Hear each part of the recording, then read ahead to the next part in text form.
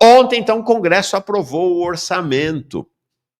O orçamento foi aprovado, né? 2 destaques do orçamento: 50 bilhões em emendas parlamentares. Então, os parlamentares têm mais verba para fazer as suas emendas e a sua política local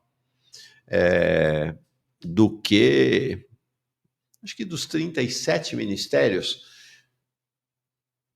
eles devem ter mais, o orçamento deles é maior do que o orçamento de uns 25 ministérios. É impressionante, tá? E com um corte de 7,7 bilhões no Bolsa Família. Pois é. Cortaram 7,7 com essa conversa fiada, mentirosa, criminosa, de pente fino. Eu já disse aqui, no próprio Ministério do Desenvolvimento Social, vocês não vão ver o ministro falando. O ministro se curva a qualquer coisa que o presidente Lula, o Haddad, Rui Costa, aparentemente tem até medo do Rui Costa, fale. Mas no segundo e terceiro escalão, e quarto e quinto escalão do Ministério do Desenvolvimento Social, há um clima de indignação com este corte de 7,7 bilhões, quase 8 bilhões de corte no orçamento do Bolsa Família. O que o governo fez foi fazer o arranjo entre os pobres. Tira do Bolsa Família e aí dá para o Auxílio Gás, por exemplo. Não? É tirar de um grupo de pobres miseráveis para outro grupo. Escandaloso esse orçamento e o governo está aí vibrando com o orçamento. Eu vou mostrar para vocês aqui, tem coisas chocantes acontecendo em relação ao orçamento. Tá? Para viabilizar essa aprovação, a Gleisi cumpriu o seu papel, né, o papel para o qual ela foi destinada. Não? Dizia-se que a Gleisi seria o giro à esquerda, foi nada. Eu já falei aqui, essa história de emenda PIX, vamos saber. Quem é a inventora das emendas PIX é ela.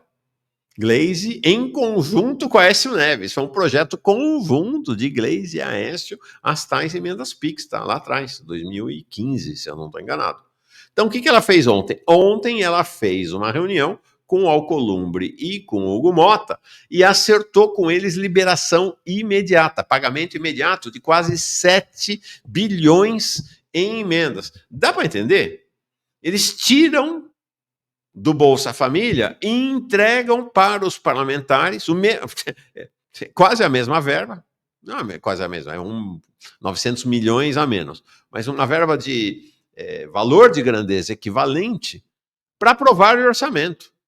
Então, o orçamento foi aprovado. Se você, sua família, alguém da sua família, algum amigo, recebe ou foi cortado do Bolsa Família, saiba que você foi cortado para que esse dinheiro fosse colocado no colo da Gleisi para ela entregar para os parlamentares para aprovar o orçamento. É disso que se trata, não é de outra coisa que se trata. E aí, essa questão dos consensos neoliberais é muito espantoso, efetivamente, o que está acontecendo. Olha essa peça do PT, Partido dos Trabalhadores, que saiu ontem. Orçamento de porque essa é uma, né, o governo dizendo, estamos apresentando um orçamento superavitário em 15 bilhões, eles comemorando isso. Deixa eu explicar.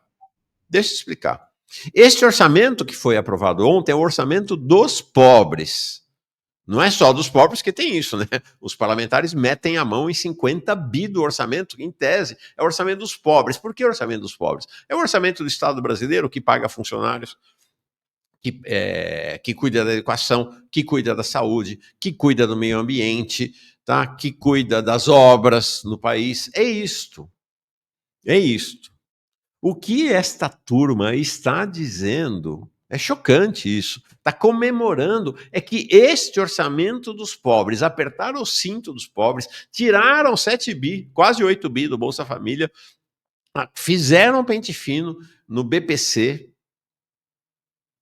para fazer um orçamento superavitário de 15 bi, ou seja, apertaram, não é nem o cinto, né? Apertaram o pescoço dos mais pobres do país para ter um orçamento para poder dizer para os banqueiros, olha aí, né? Esse governo nunca existiu, nunca antes na história do Brasil teve um governo tão neoliberal, tão fiscalista, né? Para usar a expressão ao gosto da Simone Tebet, quanto esse, 15 bi. Só que o que eles não contam, eles escondem de você e escondem dos camaradas e das camaradas da base do PT, que é gente de esquerda bem intencionada, que isto aqui, Este orçamento é o orçamento dos pobres, porque tem outra, é o mesmo orçamento, é o mesmo dinheiro. Só que é o chamado orçamento primário. Existe o orçamento dos ricos. Qual é o orçamento dos ricos? O orçamento dos ricos é um orçamento do pagamento dos juros dos títulos da dívida. E para esse orçamento não tem corte. Para esse orçamento não tem aperto de cinto, não tem nada.